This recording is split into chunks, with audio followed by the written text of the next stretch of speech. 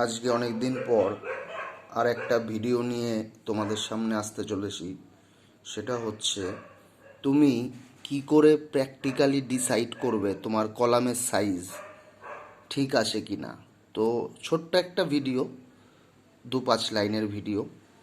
তো সেটা নিয়ে আজকে আলোচনা করব। চলো কথা না বাড়িয়ে ভিডিওটা শুরু করি।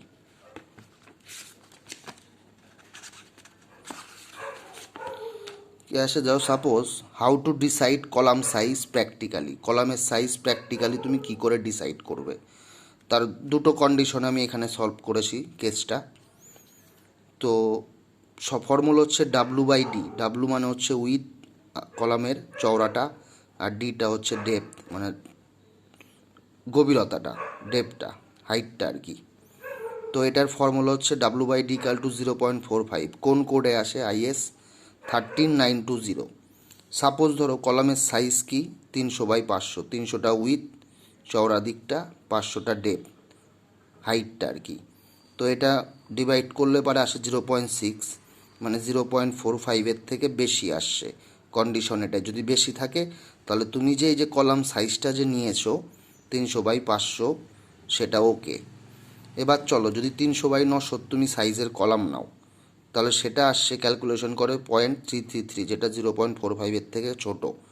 তোমার এটা ওকে নয়। তার মানে তুমি এই সাইজের কলাম নিতে পারবে না। তোমাকে এই সাইজের ডিজাইনটা তোমার অ্যাজ পার IS কোড অনুযায়ী ঠিক। নর্মাল প্র্যাকটিক্যাল ফিল্ডেও তোমার এটা ইম্পর্টেন্স অনেক ইন্টারভিউতে থাকতে পারে। এমনকি তুমি যদি ডিজাইন ফিল্ডে যাও, তখন তোমাকে এই ফর্মুলা বেসে ডিজাইন করে করে দেখতে হবে যে আমার কলাম সাইজটা ঠিক আছে কি না। তো বেস্ট প্র্যাকটিস, রেসিডেন্সিয়াল বিল্ডিংয়ের জন্য 230 মিলিমিটার চওড়াটা এটা ন্যাচারালি রাখে, যেটা G+3, G+4, G+2 residential building. Commercial বিল্ডিংগুলো, হাই রাইজ বিল্ডিংগুলো যেগুলো, সেগুলো চওড়াগুলো 300। নর্মাল রেসিডেন্সিয়ালেও 300 রাখে, মানে বেস্ট প্র্যাকটিস আর কি দেখা গেছে। তো এই হচ্ছে ফান্ডা। আশা করি তোমার এখানে কোনো প্রবলেমের কিছু নাই। যদি 0.45-এর থেকে ডেটাটা তোমার কলামের উইথ বাই ডেপথের রেশিওটা যদি বেশি হয়, তাহলে সেটা তোমার ওকে, কলাম সাইজটা যেটা নিয়েছো সেটা ওকে। আর যদি কম আসে তাহলে তোমার কলাম সাইজটা ঠিক নেই। এই হচ্ছে গল্প। আশা করি ভালো লাগবে।